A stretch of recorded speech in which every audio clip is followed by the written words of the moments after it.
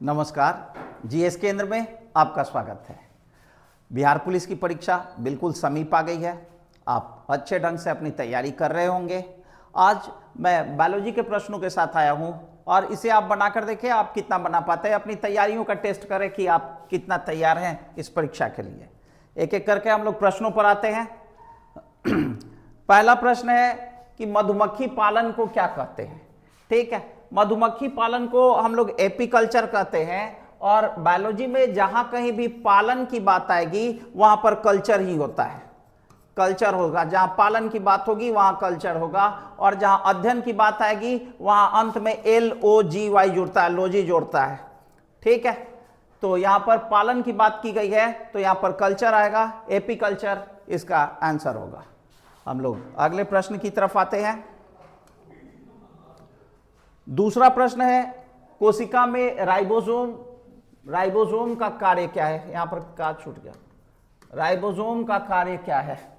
ठीक है, राइबोसोम को हम लोग प्रोटीन फैक्ट्री कहते हैं तो इसका काम क्या होगा, इसका काम होगा प्रोटीन सेंसलेशन। ठीक है, और राइबोसोम पाए कहां जाते हैं। अगर ये प्रश्न पूछ दे कि राइबोसोम पाए कहां जाते हैं तो ये एंडोप्लाज्मिक रेटिकुलम पर आते हैं। एंडोप्लाज्मिक रेटिकुलम पर बीडेड स्ट्रक्चर के रूप में, दानेदार रचना के रूप में ये नजर आते हैं और इनका काम है प्रोटीन संश्लेषण करना। अगले प्रश्न पर आते हैं हम लोग। अगला प्रश्न है कोशिका का ऊर्जागृह किसे कहते हैं। कोशिका का ऊर्जागृह हम लोग माइटोकॉन्ड्रिया को कहते हैं। माइटोकॉन्ड्रिया को ऊर्जागृह कहा जाता है और इस कारण कहते हैं क्योंकि श्वसन का क्रेब साइकिल माइटोकॉन्ड्रिया में ही होता है और उस दौरान अनेक एटीपी का निर्माण होता है और एटीपी को ही हम लोग एनर्जी करेंसी कहते हैं। इसी कारण हम लोग माइटोकॉन्ड्रिया को ऊर्जागृह कह देते हैं। अगले प्रश्न की तरफ आते हैं। अगला प्रश्न है आत्महत्या की थैली किसे कहते हैं। आत्महत्या की थैली लाइसोसोम को कहते हैं। लाइसोसोम में अनेक डाइजेस्टिव एंजाइम्स भरे रहते हैं और अगर ये कभी फट जाते हैं तो ये पूरे डाइजेस्टिव एंजाइम्स कोशिका में बिखर जाते हैं और वे पूरी की पूरी कोशिका को ही पचा देते हैं। इसी कारण हम लोग लाइसोसोम को आत्महत्या की थैली कहते हैं। अगले प्रश्न पर आते हैं।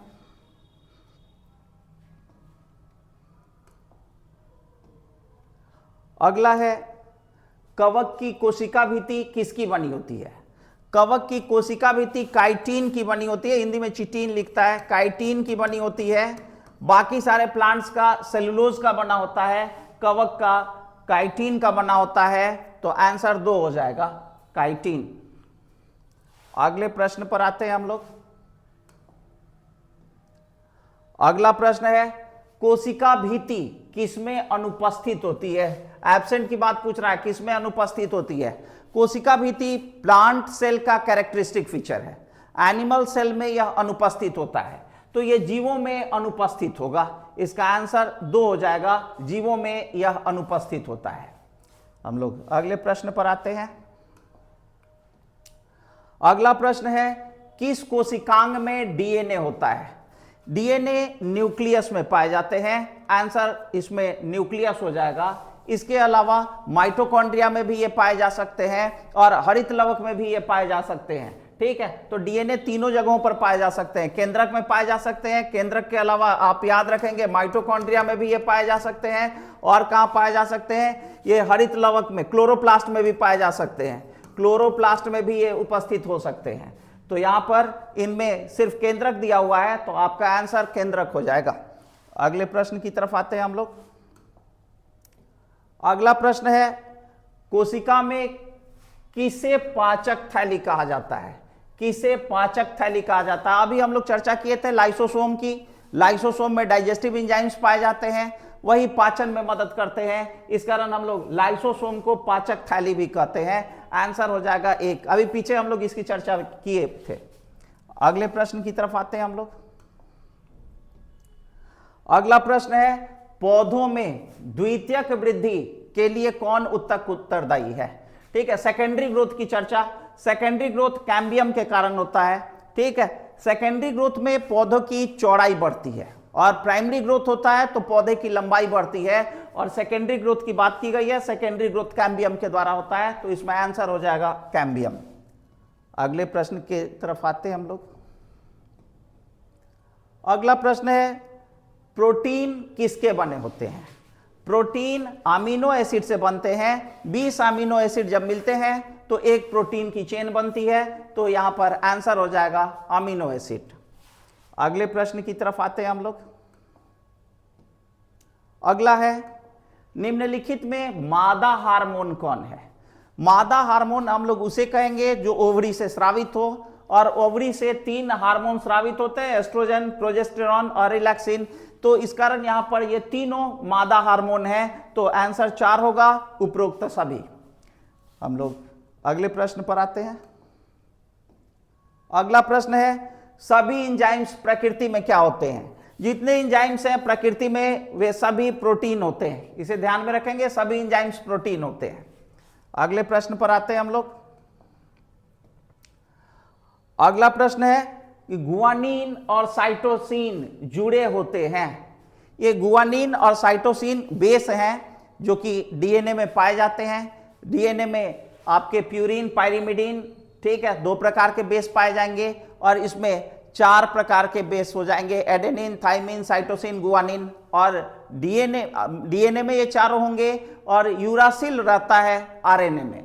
और यहां पर जब पेयरिंग होती है तो हमेशा एडेनिन थाइमिन के साथ जुड़ता है, और एडेनिन जब थाइमिन से जुड़ता है तो ये डबल बॉन्ड से जुड़ता है, और गुआनिन जब साइटोसिन से जुड़ता है तो ये ट्रिपल बॉन्ड से जुड़ता है। ये आपका 3 हाइड्रोजन बॉन्ड यहां पर आंसर हो जाएगा। ठीक है, अगले प्रश्न की तरफ आते हैं हम लोग। अगला है निम्नलिखित में कौन सच्ची मछली है? सच्ची मछली हम लोग उसे कहेंगे जो कि फिश फाइलम में पाई जाती है। तो यहां पर शार्क ट्रू फिश है, बाकी स्टारफिश, वेल, ये सब झूठी मछली है। स्टारफिश इकाइनोडर्माटा फाइलम का, वेल मैमल का, और भी झूठी मछलियां हैं जिसमें डेविल फिश, कटल फिश, ये सब झूठी मछलियां होती हैं। सिल्वर फिश, ये सब झूठी मछलियां हैं। ठीक है, या प्राउन भी झूठी मछली है। ठीक है, तो यहां पर सच्ची मछली में सिर्फ एक है शार्क, आंसर हो जाएगा शार्क। अगले प्रश्न की तरफ आते हैं हम लोग। अगला प्रश्न है निम्नलिखित में कौन स्तनधारी नहीं है? स्तनधारी नहीं है। बाघ स्तनधारी है, चमगादड़ भी स्तनधारी है, ठीक है, व्हेल भी स्तनधारी है, छिपकली रेप्टाइल्स के अंतर्गत आती है, तो छिपकली स्तनधारी नहीं है। अगले प्रश्न पर आते हैं हम लोग। अगला प्रश्न है किस विटामिन का रासायनिक नाम पायरिडॉक्सिन है? पायरिडॉक्सिन B6 को पायरिडॉक्सिन कहा जाता है। विटामिन B6 पायरिडॉक्सिन है। ठीक है, B7 बायोटिन है, B2 राइबोफ्लोविन है, B1 थाइमिन है। अगले प्रश्न की तरफ आते हैं हम लोग। अगला प्रश्न है संकटकालीन हार्मोन किसे कहा जाता है? इमरजेंसी हार्मोन हम लोग किसे कहते हैं? इपिनेफ्रिन को हम लोग संकटकालीन हार्मोन कहते हैं। इमरजेंसी में यही ब्रेन को संकेत देना शुरू करता है कि क्या निर्णय लेना है, इस कारण हम लोग इसे संकटकालीन हार्मोन कहते हैं।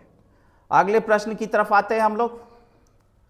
अगला है लार ग्रंथियों की संख्या कितनी होती है? लार ग्रंथियां 3 जोड़ा होती हैं। लार ग्रंथियों की संख्या 6 है, 3 जोड़ा रहती हैं ये, और सांप में लार ग्रंथियां ही मॉडिफाई करती हैं पॉइजन ग्लैंड के रूप में। इसे भी आप ध्यान में रखेंगे। यहां पर संख्या पूछा गया है 3 जोड़ा, टोटल 6 हो जाएगा। ठीक है, कार्बोहाइड्रेट के पाचन में लार ग्रंथियों का उपयोग है। ठीक है, अगले प्रश्न की तरफ आते हैं हम लोग। अगला प्रश्न है कब्जा संधि कहां पाई जाती है? कब्जा संधि, हिंज ज्वाइंट, जहां पर एक तरफ ही सिर्फ मोड़ा जा सके उसे वहां पर कब्जा संधि होता है। जैसे केहुनी में, घुटना में, इन सब जगहों पर कब्जा संधि होगी। ठीक है, केहुनी में, यहां पर केहुनी में हो जाएगा कब्जा संधि। बाकी कंधा में, कमर में आपका ये बॉल एंड सॉकेट रहता है। ठीक है, बॉल एंड सॉकेट ज्वाइंट रहता है कंधा में, कमर में। अगले प्रश्न की तरफ हम लोग आते हैं। अगला प्रश्न है पाचन और अवशोषण दोनों शरीर के किस अंग में होते हैं? पाचन और अवशोषण दोनों छोटी आंत में होता है, स्मॉल इंटेस्टाइन में। ये भोजन का पाचन भी हो जाता है और जो भोजन पच गए रहते हैं उनका अवशोषण भी हो जाता है। तो छोटी आंत इसका आंसर हो जाएगा। अगले प्रश्न की तरफ आते हैं हम लोग। अगला प्रश्न है कि रक्त में शर्करा की मात्रा कब बढ़ जाती है।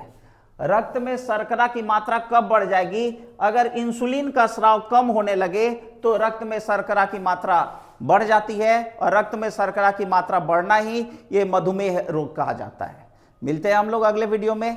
धन्यवाद।